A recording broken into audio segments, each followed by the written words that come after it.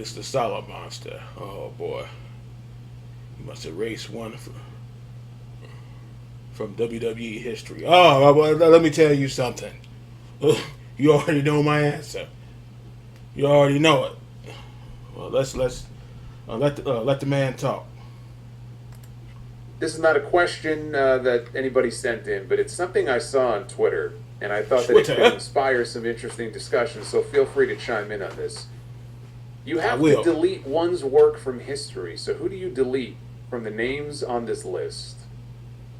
The Undertaker, No. Roman Reigns, Hulk Hogan, Stone Cold Steve Austin, Nope. The Rock, Nope. Triple H, Yeah. Shawn Michaels, No. Bret the Hitman Hart, Nope. John Cena, Yeah. Randy Orton, Nope. Brock Lesnar, Hell no. and CM Punk. Nope. And it's tough, right? You got to really think about that. I settled on Randy Orton. Orton? I think you could easily delete Randy Orton's name from history, and history really doesn't change all that much. You know, it doesn't change any of the key moments in the history of that company or anything like that. I mean, with any of these names, you could find a certain number of great matches that would disappear, but again, I think Randy Orton is the safest choice here. You know, you can't. Think about that. I don't think you can realistically go with a Hogan or an Austin or even a Cena just because they were so instrumental. Oh, yes, in you different periods of that company's history. Especially Cena. And so you're deleting all of that, and then at that point, like, who the hell knows what happens, right, with WWE? You can't do that. So when I look at these names, I go with Randy Orton. I would delete him from history. If I had to pick a number 2 to put on this list, I would. Jason's opinion. Yeah, that's the Solid Monster. What you mean to tell me? Arkin. Know about that? You mean to tell me? Cena is a better wrestler than Orton? Y'all know about? Give me a damn break now. Come on now. Solid Monster's opinion, but come on now. Give me a break here. Probably go Brock Lesnar. Cena's and then better if I had to than- no. go with a number 3, No. I would go with Triple H. Yeah, there you go. Well, And I know Triple H is kind of an important guy now. he's just the obviously, top given that heel. he's That's running it. the Top show. bad guy. But that's the list that I would come up with if I had to rank them or pick 3 different names. I'd go Orton, I'd go Brock, and I'd go Triple H, probably in that order. We got Bissy from London, England. If Triple H was not forced to retire due to his health scare, when do you think he would have retired? Would he still be wrestling now? Would he have tacked on more heavyweight titles to go 15 and over? And who would he have had his last match with? Well, as I kind of talked about when I did the Sabu story earlier, nobody ever really retires. So if Triple H didn't have his health issues, would he still be wrestling periodically? Yes, he would. And I think AJ Styles would've would still have been there. eventually gotten that match that he previously said he was lobbying Triple H for. And AJ would have messed around and lost. Already know this man. There would have been no. Which my buddy doesn't believe in that. No way. Mr. Cole doesn't believe in that mess to begin with. This torch passing business.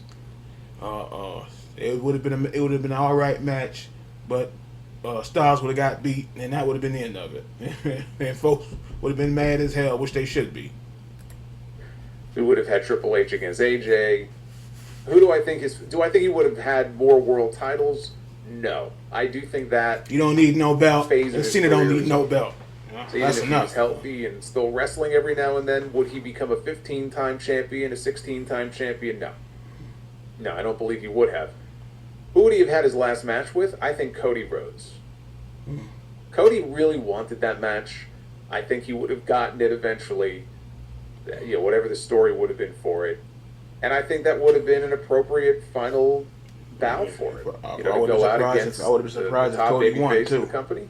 The I new would've been face surprised. of this era of WWE. I think that would have been an appropriate way in his mind for him to go out. So I think Cody would have been his last opponent. Kyle from St. Petersburg, Florida says, "Hi, Solomonster. I was wondering if you could tell me about Mike Awesome. I know very little about him, Mike and I would Awesome. like to know more." Very straightforward question. Thank you, Kyle.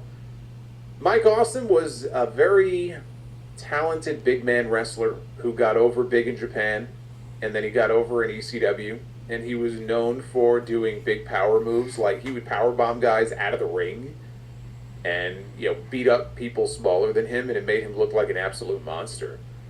And he was a world champion in ECW, I think twice actually.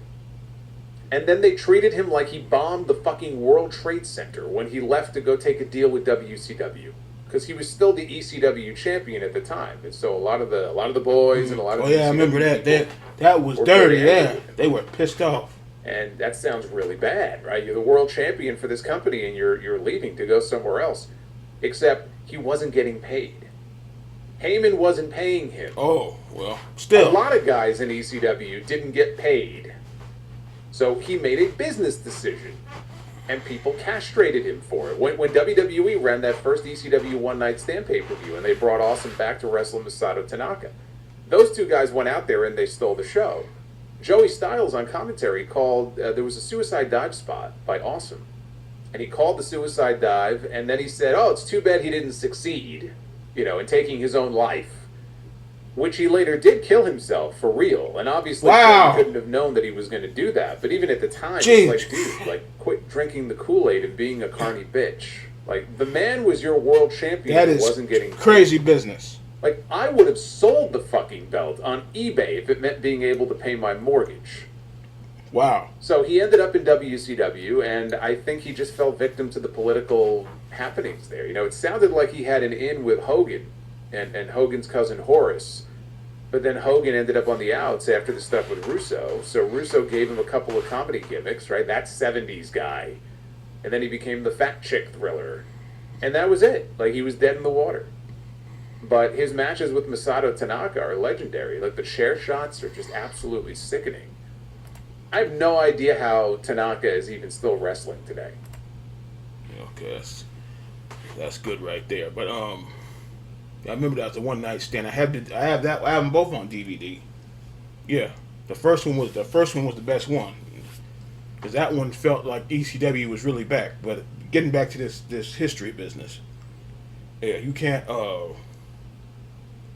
Still can't believe his opinion, but putting Cena over Orton, because he I know people said they stopped watching. Some stopped watching before Cena even came in there.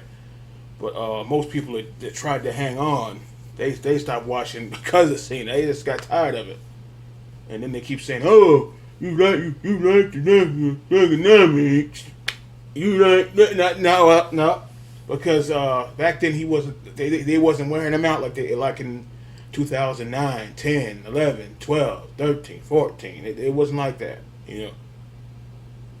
And then Reigns catching the heat because they tried to make him the new Cena at first. Not exactly like Cena, but that's their new guy. And then every time a person came out, if it wasn't Daniel Bryan or Bray Wyatt or something, they were getting booed. When Reigns came out, they booed him bad. Then one year, Bryan got thrown out early, and they were hot. I remember all that. They were hot as hell. So, and even though he's sickening now, you can't erase Hogan. This is he's like, hey man, they changed wrestling, brother. Yeah, Triple H, you dirty dog. Yeah, you just the top bad guy. Yeah, that's it. Yeah. Brett, no, you're not getting rid of Brett. Come on now. Yeah. And you're not getting rid of Michaels.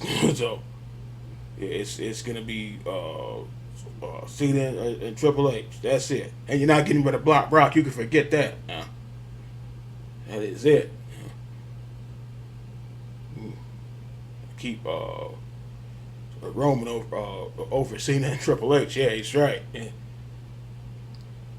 because they kept force feeding him and messing the guy up. 5 years, at least, they're down the drain. And I remember, the Rock shaking his hand. The Rock was like, "The hell is going on here?